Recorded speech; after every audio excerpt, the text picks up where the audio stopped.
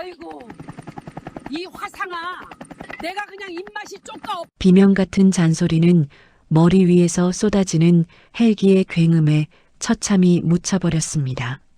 개인 요트 선베드에 누워 있습니다. 팔자에도 없는 선글라스를 끼고 폼 좀 잡으려는데 평화로워야 할 갑판 위로 난데없이 대성그룹 로고가 대문짝만하게 박힌 헬기가 두두두두 하강풍을 일으키며 내려앉고 있습니다. 밧줄 끝에 대롱대롱 매달려 내려오는 건 다름 아닌 투박한 옹기장독대 하나. 허허, 거참. 영주씨, 화내지 마. 이게 보통 김치가 아니야. 전라도 종갓집에서 3년 동안 땅속에 묻어둔 묵은지라니까. 당신 입맛 없을 땐 물 말아서 이거 쭉 찢어 올리면 직방이잖아. 런닝셔츠 바람으로 쭈그려 앉아 멸치똥을 빼던 남편, 아니 대한민국 재계 서열 10위 강민호 회장이 장독대를 보며 아이처럼 해실해실 웃습니다. 저 양반 회장 체면에 런닝구 바람이 뭐냐고 타박을 해도 제 앞에서는 영락없는 동네 바보형 같습니다. 불과 1년 전만 해도 말입니다. 저는 아들에게 몸에서 시장통 썩은 내난다며 문전박대 당하던 국밥집 주책바가지 아줌마였습니다. 그리고 제 옆에서 열심히 멸치 대가리를 따고 있는 저 남자는 밥값 5,000원이 없어. 설거지통에 손을 담그던 동네 제일가는 꾀재재한 독거노인이었죠. 도대체 어쩌다 국밥집 사장인 제가 재벌 회장님을 낚아채 지중해에서 헬기로 묵은지를 배달시켜 먹게 되었는지, 그리고 저를 쫓아냈던 건방진 아들놈은 왜 지금 지방 공장에서 눈물의 똥지게를 지고 있는지 궁금하지 않으신가요? 가진 건 쥐뿔도 없던 제가 콧대 높은 재벌가를 발칵 뒤집어 놓고 5성급 호텔까지 통째로 사버린 통쾌한 인생 역전극. 지금부터 그 기막힌 사연을 아주 찰지게 들려드리겠습니다. 아, 팝콘 대신 뻥튀기 가져오쇼. 벼랑 끝에서 끓여낸 뚝배기 한 그릇째 이름은 김영주, 올해로 55입니다. 새벽 4시에 일어나 밤 10시까지 시장통 한 구석에서 영준의 백반이라는 촌스러운 간판을 걸고 밥장사를 하고 있습니다. 남편 일찍 보내고 홀로 된 몸으로 아들 하나 번듯하게 키워보겠다고 안 해본 고생이 없네요. 손가락 마디마디가 굵어져서 반지도 안 들어가고 무거운 식자재 나르다 허리 디스크가 터져도 파스 한 장 척 붙이고 다시 불 앞에 섰습니다. 그렇게 키운 아들이 명문대를 나와 대기업 과장이 되고 부잣집 딸인 며느리까지 데려왔을 때 저는 세상을 다 가진 것 같았습니다. 아이고, 내 팔자에 이런 날도 오는구나. 이제 고생 끝 행복 시작이다 싶었죠. 하지만 그건 저만의 착각이었습니다. 장가간 아들은 승진에 목숨 걸고 처가댁 눈치 보기에 바빠 제 어미는 헌신짝처럼 내팽개치더군요. 며느리요? 어머님, 촌스럽게 반찬 같은 거 바리바리 싸오지 마세요. 냉장고에 김치 냄새 배요. 요즘 누가 집에서 밥 해 먹는다고 하며 현관문도 제대로 안 열어줍디다. 자, 여기서 잠깐. 내 자식도 사춘기 때 방문 쾅 닫고 들어갈 때부터 싹수가 노랬다 하시는 분들 계신가요? 속 터지는 분들 공감되시면 좋아요 한 번씩 꾹 눌러주세요. 우리끼리라도 서로 위로하고 살아야지, 안 그래요? 그날도 유난히 비가 억수같이 쏟아지던 날이었습니다. 아들네 집에 갓 담은 파김치 좀 가져다 주려다 쫓겨나듯 문전박대를 당하고 돌아오는 길이었죠. 비는 내리고 철양맞게 낡은 배달 오토바이를 타고 한강 다리를 건너는데 빗줄기 사이로 희끄무레한 형체 하나가 난간 쪽에 위태롭게 서 있는 게 보였습니다. 처음엔 귀신인 줄 알고 심장이 덜컥 내려앉았는데 자세히 보니 젊은 여자였습니다. 난간을 붙잡고 시커먼 강물을 내려다보는 그 눈빛이 텅 비어 있는 게 금방이라도 뛰어내릴 것만 같았습니다. 순간 저도 모르게 오토바이를 내팽개치고 빗속을 뚫고 달렸습니다. 제 나이 55에 100m를 그렇게 빨리 뛴 건 올림픽 나가도 될 정도였을 겁니다. 아, 너 거기 안 서. 미쳤어. 다짜고짜 달려가 여자애의 허리춤을 낚아채 도로 쪽으로 질질 끌어내렸습니다. 빗물에 젖은 아스팔트 바닥에 우리 둘은 엉겨붙어 뒹굴었죠. 이거 나요. 죽어버릴 거야. 나 같은 건 살아서 뭐해. 나. 여자애는 악을 쓰며 발버둥 쳤습니다. 힘이 어찌나 센지 제 팔뚝에 손톱 자국이 깊게 패였지만 저는 절대 놓지 않았습니다. 아니, 놓을 수가 없었습니다. 그 아이의 울부짖음이 마치 젊은 날 남편 잃고 벼랑 끝에 섰던 제 모습 같아서 가슴이 미어지는 것 같았거든요. 저는 젖먹던 힘까지 짜내어 그 아이의 멱살을 잡고 흔들었습니다. 이년아, 정신 차려. 죽을 땐 죽더라도 뜨끈한 밥 한 끼는 먹고 죽어. 배고파서 젖은 길. 어떻게 갈래? 밥심 생기면 억울해서라도 못 죽는 게 사람이야. 알기나 해. 여러분, 한국 사람은 밥심인 거 아시죠? 아무리 힘들어도 배부르면 살고 싶어지는 게 인지상정입니다. 밥이 보약이다 동의하시면 구독 버튼 누르고 계속 들어주세요. 그 길로 덜덜 떠는 아이를 오토바이 뒷좌석에 태우고 제 가게로 데려왔습니다. 비에 젖은 생쥐꼴이 된 아이에게 마른 수건을 툭 던져주고 저는 주방으로 들어가 뚝배기에 불을 올렸습니다. 가장 좋은 쌀을 씻어 안치고 푹 끓인 사골 국물에 된장을 풀고 우거지를 듬뿍 넣었습니다. 보글보글 끓어오르는 구수한 냄새가 가게 안을 채우자 잔뜩 웅크리고 있던 아이의 어깨가 조금씩 펴지는 게 보였습니다. 자, 먹어. 돈 안 받을 테니 걱정 말고 팍팍 퍼먹어. 김이 모락모락 나는 국밥 한 그릇을 내밀었습니다. 아이는 숟가락을 들 생각도 않고 멍하니 뚝배기만 바라보더군요. 저는 묵은지 하나를 손으로 쭉 찢어 숟가락 위에 척 얹어주며 짐짓 엄한 목소리로 말했습니다. 이 아줌마 성질 급해. 식기 전에 얼른 떠. 뜨거운 국물 들어가면 살고 싶어질 거야. 얼른. 그제야 아이는 숟가락을 들었습니다. 국물 한 숟가락을 떠넣더니 갑자기 뚝배기에 얼굴을 묻고 펑펑 울기 시작했습니다. 밥을 먹는 건지 눈물을 먹는 건지 모를 정도로 서럽게 울면서 아이는 꾸역꾸역 밥을 삼켰습니다. 저는 말없이 아이의 젖은 등을 투박한 손으로 토닥여 주었습니다. 그래, 울어라. 실컷 울고 다 털어버려. 뱃속이 든든하면 슬픔도 이길 힘이 생기는 법이야. 다 먹고 살자고 하는 짓인데 밥은 굶으면 안 되지. 그날 밤 아이는 제 가게 쪽방에서 잠이 들었습니다. 알고 보니 이름은 서연이고 남들이 부러워하는 재벌가 막내딸이라더군요. 돈은 넘쳐나지만 집안의 엄격한 규율과 정략결혼 강요, 그리고 가족들의 무관심 속에 철저히 고립되어 있었다고 했습니다.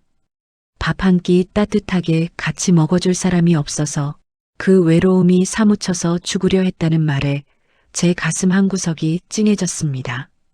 다음 날부터 기이한 일이 벌어졌습니다. 죽으려던 서연이가 매일같이 제 가게로 출근 도장을 찍기 시작한 겁니다. 처음엔 쭈뼛거리며 밥만 먹고 가더니 어느 날부터는 앞치마를 두르고 서빙을 돕고 설거지통에 고무장갑 끼고 손을 담그기 시작했습니다. 이모, 나 이거 잘하죠? 나 여기서 알바 써주면 안 돼요? 나 진짜 잘할 수 있는데. 샤넬인가 뭔가 하는 명품 가방을 맨 채 빨간 고무장갑을 끼고 해맑게 웃는 꼴이라니. 기가 차서 말이 안 나오더군요. 저는 시끄러워 집에 나가 하고 툴툴대면서도 서연이가 싫지 않았습니다. 오히려 아들에게 받지 못한 살가운 정을 이 낯선 아이에게서 느끼고 있었죠. 서연이는 저를 엄마처럼 따랐고 저 역시 서연이를 딸처럼 여기게 되었습니다. 우리는 서로의 텅 빈 가슴을 따뜻한 밥과 정으로 채워주며 피보다 진한 가족이 되어갔습니다. 그러던 어느 날 서연이가 콩나물을 다듬다 말고 진지한 표정으로 뜬금없는 제안을 하나 하더군요. 이모, 혹시 남자친구 필요 없어요? 우리 아빠 어때요? 뭐? 너네 아빠? 그 재벌 회장님? 얘가 돌았나? 드라마 찍니? 에이, 회장은 무슨. 집에서는 그냥 러닝셔츠 입고 TV만 보는 쭈구리예요.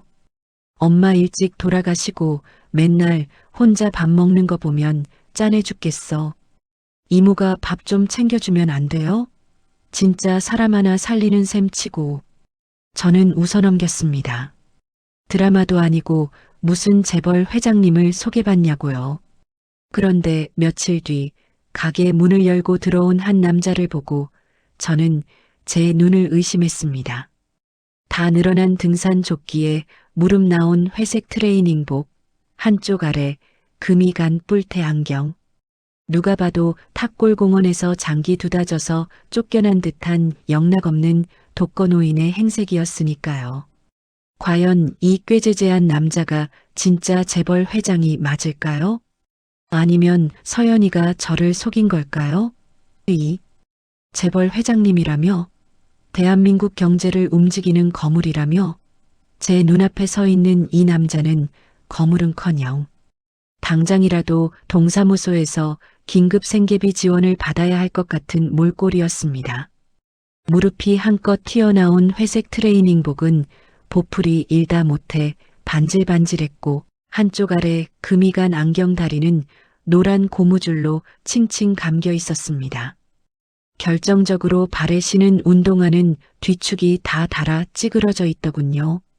냄새는 또 어떻고요. 호라비 냄새가 풀풀 나는 게 안 봐도 비디오였습니다. 여기가 밥이 맛있다고 해서. 남자는 쭈뼛거리며 자리에 앉지도 못하고 문가에서 서성거렸습니다. 그 모습이 어찌나 짠하고 찌질해 보이던지 저는 저도 모르게 주방장 특유의 걸걸한 목소리로 소리쳤습니다. 아니, 손님, 거기 서서 제사 지내요? 밥 먹으러 왔으면 냉큼 앉아요. 엉덩이 붙여야 밥을 주지. 멀뚱히 서 있으면 밥이 나오나, 떡이 나오나. 그제야 남자는 흠칫 놀라며 구석진 테이블에 엉덩이를 붙이더군요. 메뉴판을 한참이나 들여다보더니 제일 싼 6,000원짜리 된장찌개를 고르려다 멈칫거리는 게 아니겠습니까? 지갑을 여는데 1,000원짜리 몇 장만 달랑 보이는 게 주머니 사정이 뻔해 보였습니다. 에휴, 늙어서 돈 없으면 서러운데. 자식들은 뭐하고 저러고 다니나 몰라. 저는 한숨을 푹 쉬고는 주방으로 들어가 8,000원짜리 제육볶음 정식을 고봉밥으로 푸짐하게 담았습니다. 그리고 어제 팔다 남은 고등어 조림 한 토막을 덤으로 얹어 테이블에 쾅 내려놓았습니다. 저 된장찌개 시켰는데요. 오늘 재료가 남아서 그냥 주는 거니까 잔말 말고 먹어요. 남기면 벌금 받아요. 그리고 국물 모자라면 말해요. 더 줄 테니까. 자, 여기서 잠깐. 식당 갔는데 사장님이 서비스로 고등어 조림 줬다? 이건 100% 그릴라이트다. 아니면 그냥 재고 처리다? 댓글로 논쟁 시작해주세요. 남자는 눈이 휘둥그레지더니 고맙습니다. 하고는 허겁지겁 숟가락을 들었습니다. 며칠 굶은 사람처럼 밥을 입안 가득 밀어넣는데 볼이 미어터져라 오물거리는 모습이 영락없는 시골 누렁이 같았습니다. 쯧쯧 먹는 것만 봐도 배부르다는 게 이런 건가 싶더군요. 밥그릇을 싹싹 비운 그가 꼬깃꼬깃한 1,000원짜리 몇 장을 꺼내는데 제가 손사래를 쳤습니다. 됐어요. 계시 손님이라 공짜야. 돈 없으면 몸으로 때우던가. 저기 마늘이나 좀 까고 가요. 그게 시작이었습니다. 그날부터 강민호 씨, 그때는 그냥 강씨 아저씨라고 불렀죠는 매일 저녁 제 가게로 출근 도장을 찍었습니다. 그는 자신을 왕년에 개인 택시 좀 몰다가 지금은 쉬고 있는 백수라고 소개했습니다. 아내는 일찍 떠나고 자식들은 다 커서 제 살길 바빠 연락도 없다고 쓸쓸하게 웃으면서요. 저랑 처지가 비슷하시네. 저도 남편 먼저 보내고 아들놈 하나 바라보고 살았는데 장가드니 남 되더라고요. 며느리 눈치 보느라 전화 한 통 마음대로 못해요. 그러게요. 자식 농사라는 게 참 내 맘 같지 않죠. 다 부질없어요. 우리는 마주 앉아 마늘을 까며 씁쓸한 인생 이야기를 나눴습니다. 제가 아들 며느리에게 무시당한 이야기를 하며 눈물을 훔치면 그는 말없이 콩나물 대가리를 따며 제 하소연을 들어주었습니다. 그런데 이 양반 마늘 까는 솜씨가 영 엉망이었습니다. 손은 하얗고 고운 게 고생이라곤 안 해본 티가 나는데 요령은 없어서 마늘보다 손톱을 더 많이 까먹는 것 같았죠. 아유, 비켜봐요. 택시 핸들은 어떻게 잡았대? 손재주가 이렇게 없어서야. 이리 줘봐요. 제가 타박을 주며 그의 손을 겹쳐 잡고 시범을 보이자 그의 얼굴이 홍당무처럼 빨개지더군요. 나이 70다 된 양반이 소년처럼 쑥스러워하는 꼴이라니. 그 순진한 모습에 제 마음도 몽글몽글해졌습니다. 사실 저는 꿈에도 몰랐습니다. 제 앞에서 마늘 껍질을 날리며 재채기를 해대던 이 남자가 낮에는 수천억 원이 오가는 결제 서류의 만년필로 사인을 휘갈기는 대기업 회장님이라는 사실을요. 그는 낮에는 최고급 호텔에서 비즈니스 런치로 나온 스테이크가 질기다며 셰프를 혼내고 밤에는 제 가게 구석에서 식은 믹스커피를 홀짝이며 영주 씨가 타주는 커피가 세상에서 제일 맛있다며 해벌쭉 웃는 이중 생활을 즐기고 있었던 겁니다.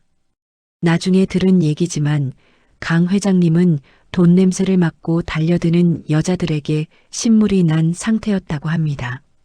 명품 백이나 보석을 사달라는 여자가 아니라 자신의 낡은 지갑과 주름진 손을 보듬어줄 진짜 내 편 따뜻한 밥 한 끼의 소중함을 아는 사람을 찾고 있었던 거죠.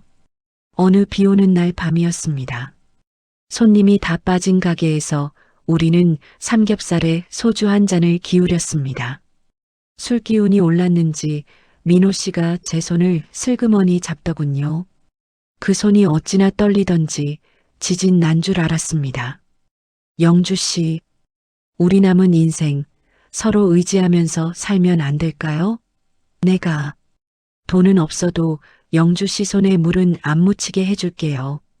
나랑 살아주면 안 되겠소? 그 투박한 고백에 가슴이 쿵 내려앉았습니다. 돈이 무슨 상관입니까? 재벌 회장도 아니고 가진 건 쥐뿔도 없는 늙은 택시기사 출신이지만 마음 하나는 진국인 사람. 저는 그거면 충분했습니다. 물은 무슨 식당 아줌마가 물 안 묻히면 굶어 죽어요.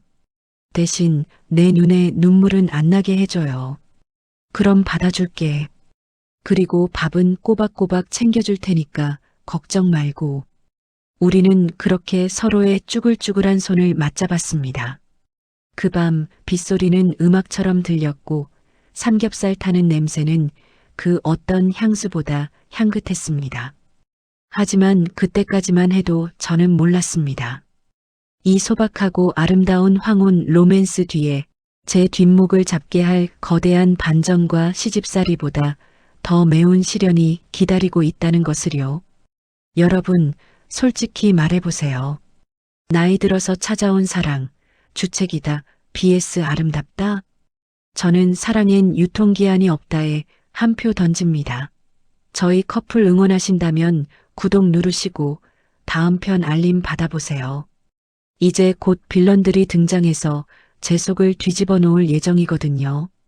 가족이라는 이름의 족쇄, 그리고 굴욕의 비페미노 씨, 아니 강씨 아저씨와의 황혼 로맨스는 제 인생에 찾아온 늦깎이 봄날 같았습니다.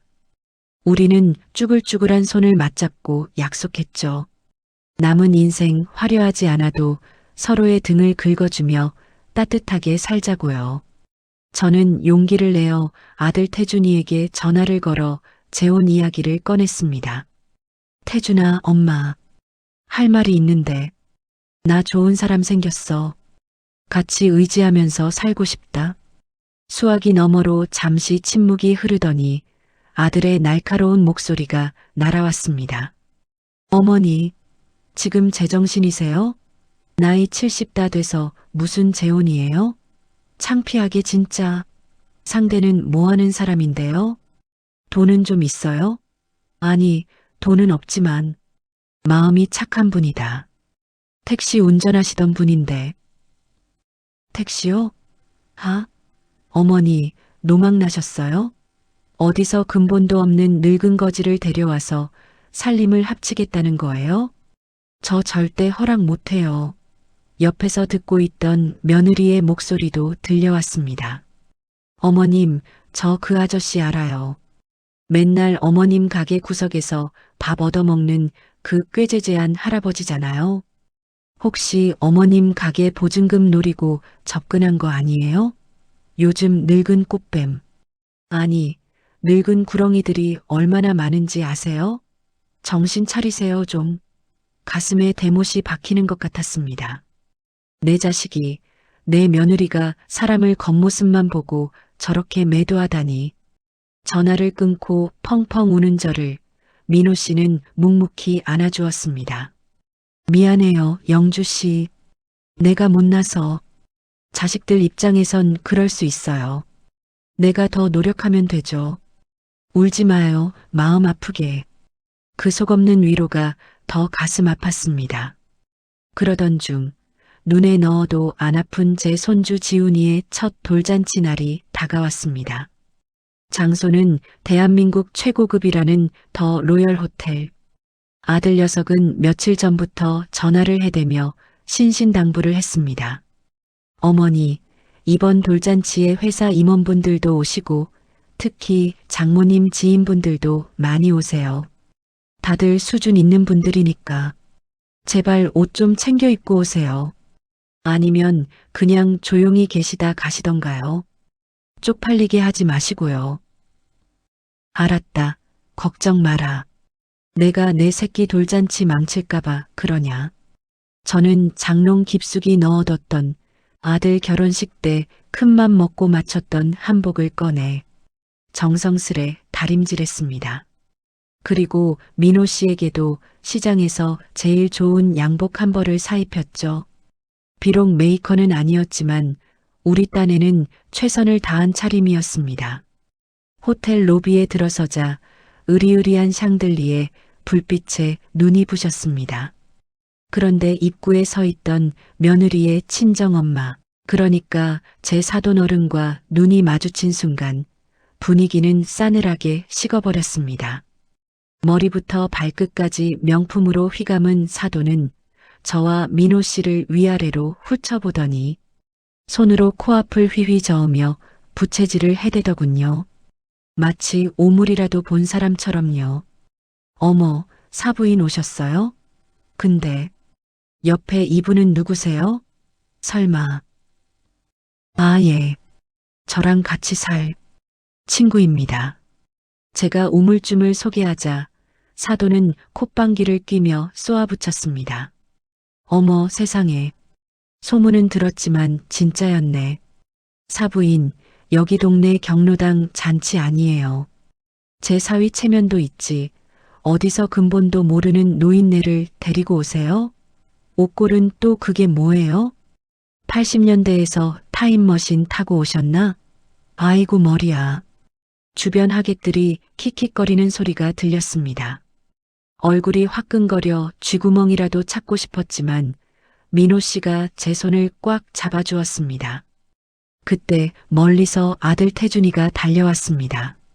저는 구세주라도 만난 듯 반가웠죠. 하지만 아들의 입에서 나온 말은 사돈의 조롱보다 더 날카로운 비수였습니다. 아들은 저를 보자마자 인상을 팍 찌푸리며 사돈 눈치를 살피더군요. 그러더니 제 팔을 거칠게 잡아 끌어 구석진 기둥 뒤로 밀어 넣었습니다. 어머니, 제가 말했잖아요.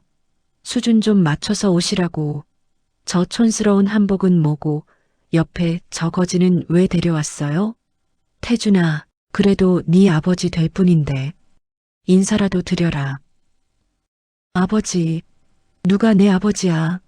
내 아버지는 땅속에 있어요. 저런 늙은이가 아니라. 아들은 씩씩거리며 소리쳤습니다.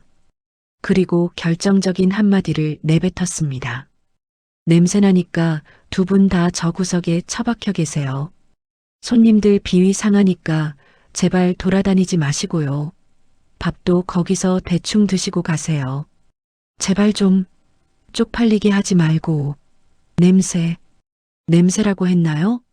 평생 이 녀석 먹이고 입히느라 밴 음식 냄새, 땀 냄새가 그렇게 역겨웠던 걸까요? 억장이 무너지는 것 같았습니다. 여러분, 진짜 혈압 오르시죠?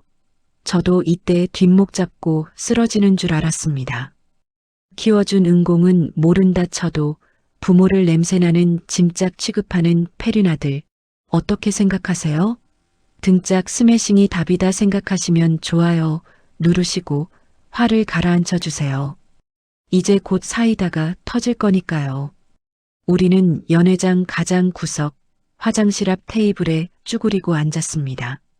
화려한 옷을 입은 사람들이 샴페인 잔을 부딪히며 웃고 떠드는 동안 우리는 물 한 잔도 제대로 못 마시고 고개를 숙이고 있었죠. 서러움에 눈물이 핑 돌더군요. 그때 민호 씨가 주머니에서 꼬깃꼬깃한 손수건을 꺼내 제 눈물을 닦아주었다. 그의 눈빛이 평소와 달리 매섭게 빛나고 있었습니다. 영주 씨, 미안해요. 나 때문에 이런 꼴을 당하고 정말 미안해요. 아니에요, 민호 씨. 내가 못난 어미라 그래요. 자식 교육을 잘못 시켜서. 아니요. 당신은 훌륭한 어머니예요. 못난 건 아들놈이지. 내가 오늘 아주 단단히 가르쳐야겠어. 민호 씨는 자리에서 벌떡 일어났습니다. 어디 가시게요? 잠깐 화장실 좀 다녀오리다. 금방 올게요. 그는 낡은 점퍼 주머니를 뒤적이더니 어딘가로 전화를 걸며 나갔습니다. 그의 뒷모습이 어딘가 달라 보였습니다. 평소에 구부정한 등이 아니라 꼿꼿하고 당당한 장군 같은 모습이었죠. 그리고 잠시 후 연회장 입구가 소란스러워지기 시작했습니다. 웅성거리는 소리와 함께 호텔 지배인이 헐레벌떡 뛰어들어오고 검은 양복을 입은 경호원들이 길을 터주기 시작했습니다. 아들 내외와 사돈은 영문도 모른 채 VIP가 왔나 싶어 굽실거리며 마중을 나갔습니다. 어머, 누구시길래 호텔 총지배인이 직접 나와? 우리 사위회사 회장님이라도 오셨나 봐. 네, 맞습니다. 회장님이 오셨죠. 하지만 그 회장님은 리무진을 타고 온 게 아니라 방금 전까지 화장실 앞 구석 자리에서 멸시받던 강 씨 아저씨였습니다. 김태준 과장, 자네 아버지가 누구라고?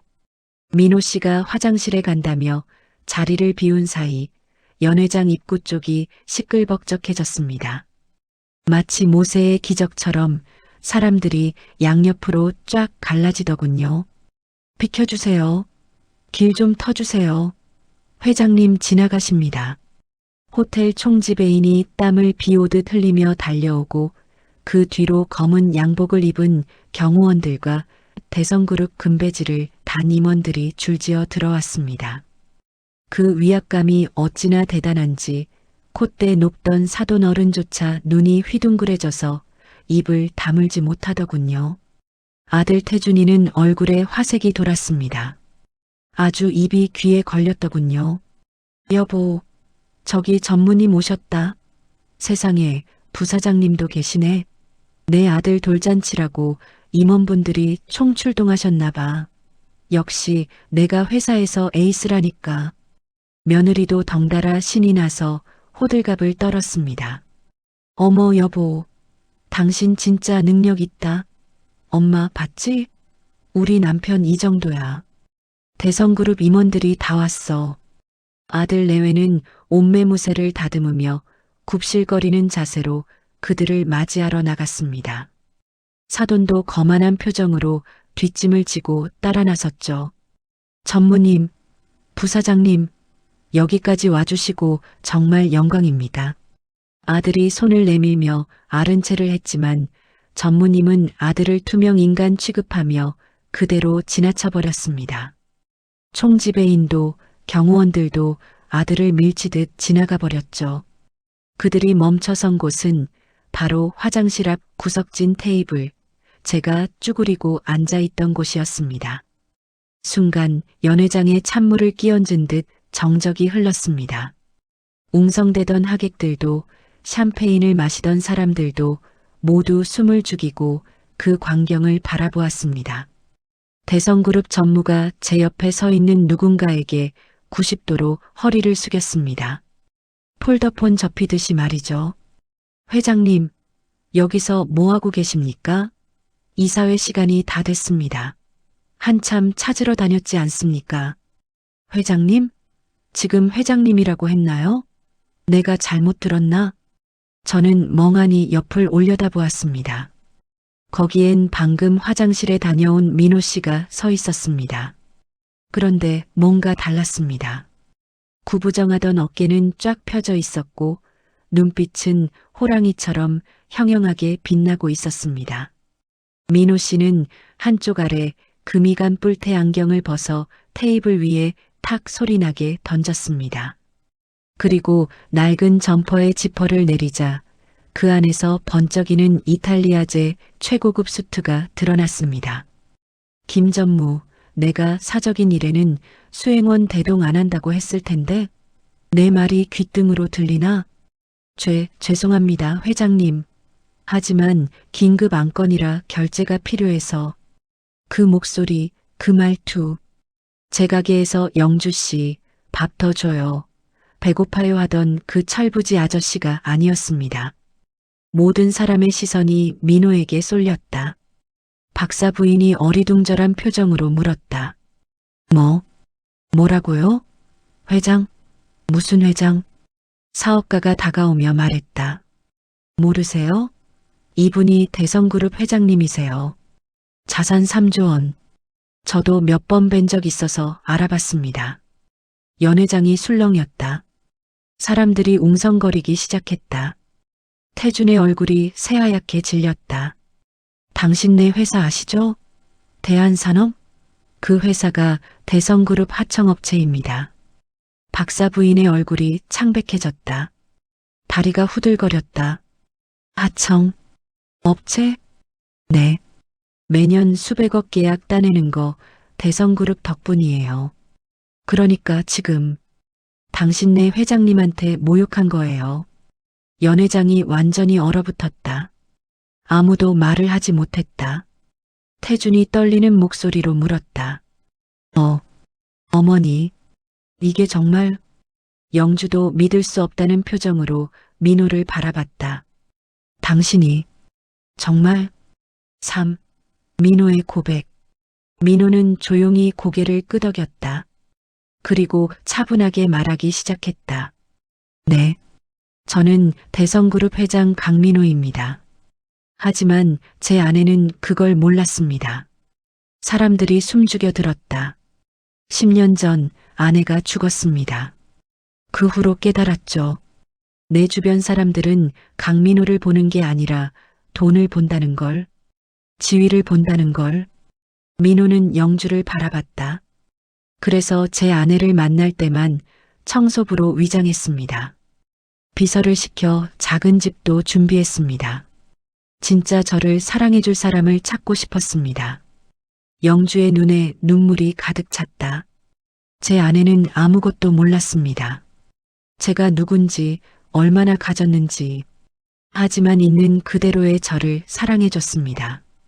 청소부인 저를요. 민호가 박사 부인을 바라봤다. 당신들과는 다르게요. 박사 부인은 아무 말도 못했다. 연희는 바닥만 쳐다봤다. 영주의 당당함.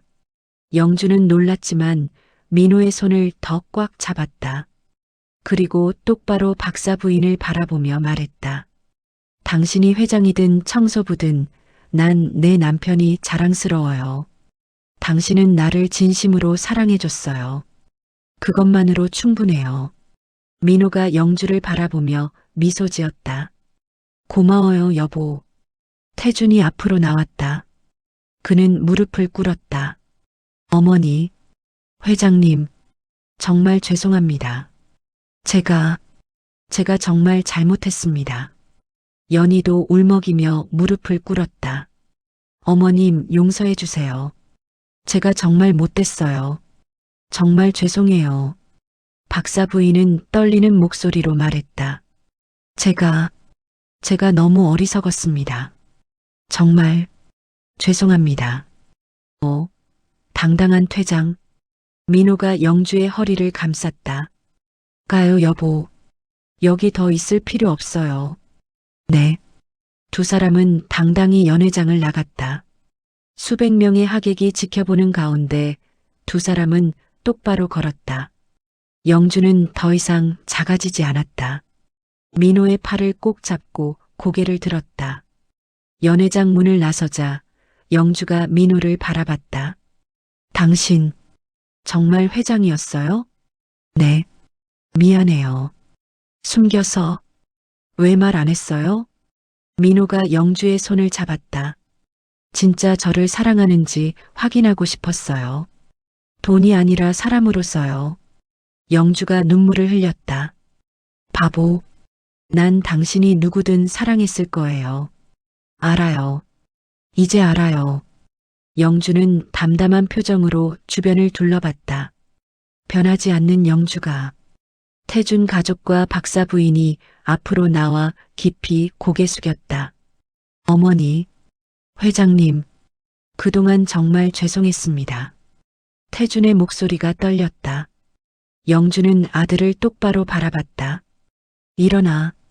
근데 말이다, 태준아. 네, 어머니. 너희 앞으로 어떻게 살 거냐? 태준이 당황했다. 그게 열심히 살겠습니다. 영주가 단호하게 말했다. 말만 하지 말고 보여줘라. 내가 얼마나 철이 들었는지. 연희가 떨리는 목소리로 물었다. 어머님, 저희가 어떻게 하면? 민호가 끼어들었다. 제가 좋은 기회를 드리죠. 파라다이스 호텔 주방 보조 자리가 있습니다. 태준의 얼굴이 굳었다. 주방? 보조요? 네. 설거지부터 시작하는 자리입니다. 월급은 최저시급. 어때요? 박사 부인이 당황하며 끼어들었다. 그건 너무. 영주가 아들을 바라봤다. 태준아, 엄마가 20년간 어떻게 살았는지 아니? 새벽 5시에 일어나서 밤 10시까지 일했어. 설거지하고 바닥 닦고 손님 욕먹고 그렇게 너 키웠어. 태준이 고개를 숙였다. 이제 내가 한번 해봐라. 밑바닥이 뭔지. 알겠습니다, 어머니. 연희도 눈물을 흘리며 고개를 숙였다. 저도 하겠습니다. 어머님께 정말 잘못했어요. 영주가 며느리의 손을 잡았다. 너희가 정말 변한다면 그때 가서 다시 생각해보자. 오늘 제 아내에게 선물을 하나 드리려고 합니다. 조명이 바뀌었다. 스크린에 호텔 사진이 떴다. 파라다이스 호텔. 여러분이 아시는 그 호텔입니다. 사람들이 술렁였다. 오늘부터 이 호텔의 소유주는 제 아내 김영주입니다. 장내가 술렁였다. 영주는 깜짝 놀라 민호를 바라봤다. 당신 미쳤어? 민호가 웃었다. 그 호텔에서 당신이 모욕당했잖아요. 그래서 샀습니다. 이제 당신 거예요. 영주는 어이가 없었다. 하지만 곧 웃음이 나왔다. 당신 참, 돈이 남아도나? 당신한테 쓰는 건 아깝지 않아요. 영주가 마이크를 빼앗았다. 여러분, 잘 들으세요. 호텔은 고맙지만 전 계속 백반집 할 겁니다. 사람들이 놀랐다. 20년 했는데 그게 제 인생이에요. 회장 부인이든 뭐든 전 김영주예요. 영준의 밥상 주인. 민호가 뿌듯하게 영주를 바라봤다. 그리고 호텔은 제 아들 내외한테 기회 주는 곳으로 쓰겠습니다. 밑바닥부터 배우라고요. 태준이 감동의 눈물을 흘렸다. 어머니, 울지 말고 열심히 해라. 보여줘라. 내가 변했다는 걸. 박수가 쏟아졌다. 영주는 새벽 5시에 일어났다. 여보, 어디 가요? 민호가 졸린 눈으로 물었다. 백반집. 오늘 장사해야지. 피로연 다음 날인데. 쉬어요. 싫어. 단골 손님들이 기다려. 민호가 웃으며 일어났다. 그럼 저도 같이 갈게요. 당신은 회사 가야 하잖아. 오늘은 사장님 일 도와드리고 갑니다. 두 사람은 함께 백반집으로 향했다. 영주는 여전히 백반집을 운영했다. 회장 부인이지만 아침마다 시장에 가고 손님들 밥을 차렸다. 사장님, 요즘 신문에 많이 나오시던데요? 단골 할아버지가 물었다. 에이, 부끄러워서. 그냥 사는 거지 뭐. 그래도 대단하세요. 호텔 주인이면서 백반집을. 호텔은 이름만 제 거예요. 제 인생은 여기 있어요. 그때 태준 내외가 들어왔다. 1년간 호텔 주방 보조로 일한 그들은 많이 변해 있었다.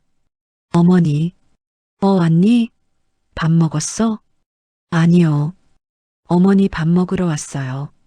태준의 손은 거칠어져 있었다. 설거지와 청소로 굳은 살이 배겼다. 하지만 눈빛은 달라져 있었다. 어머니, 이제 알았어요. 어머니가 얼마나 힘들게 사셨는지. 연희도 고개를 숙였다. 어머님, 정말 죄송했어요. 이제야 깨달았어요. 영주가 두 사람에게 밥을 차려주었다. 그래, 많이 배웠니? 네, 제대로 배웠어요. 좋다. 그럼 이제 호텔 가서 제대로 일해봐라. 주방장으로. 태준이 놀라 고개를 들었다. 주방장이요? 그래. 1년 동안 열심히 하는 거 봤어. 이제 기회 줄게. 하지만 실력으로 인정받아라. 태준이 눈물을 흘렸다. 고맙습니다, 어머니. 저녁, 작은 집. 영주와 민호는 소파에 앉아 드라마를 보고 있었다. 여보, 후회 안 해요? 백반집 계속하는 거. 후회? 왜? 회장 부인이 백반집을 하잖아요. 영주가 웃었다. 난 회장 부인이기 전에 김영주예요. 20년 백반집 한 김영주. 그게 내 정체성이에요. 민호가 영주를 안았다. 그래서 당신이 좋아요. 변하지 않아서. 당신도 변하지 마. 지하 주차장에서 작업복 갈아입던 그 남자로. 주말엔 그럴게요. 둘이 웃었다. 창밖으로 눈이 내리기 시작했다. 첫눈이었다. 여보, 눈 와요. 그러게요. 예쁘네. 영주가 민호의 손을 잡았다. 당신 만나서 행복해요. 근데 말이야. 네. 백반집은 안 접어요. 죽을 때까지 할 거야. 민호가 웃었다. 알아요. 그게 당신이니까. 그리고 호텔은 태준이 잘하면 물려줄 거예요. 전 필요 없어요. 좋아요. 당신 마음대로 하세요. 영주가 민호에게 기댔다. 고마워요. 날 있는 그대로 사랑해줘서. 제가 더 고마워요. 회장이 아닌 한 남자를 사랑해줘서. 두 사람은 창밖에 눈을 바라보았다. 재벌 회장과 백반집 주인. 어울리지 않는 조합이었지만 그들은 완벽했다. 영주는 변하지 않았다. 회장 부인이 되어도 호텔 주인이 되어도 그녀는 여전히 새벽 5시에 일어나 백반집을 열었다. 손님들에게 따뜻한 밥을 차려주었다. 그게 그녀의 삶이었고 그녀의 자존심이었다. 민호는 그런 영주를 사랑했다. 돈으로 살 수 없는 자존심. 누가 뭐래도 자기 길을 가는 괄괄한 여자. 아들은 변했다. 밑바닥을 경험하고 진짜 세상을 배웠다. 이제 그는 어머니의 위대함을 알았다. 황혼의 사랑은 이렇게 빛났다.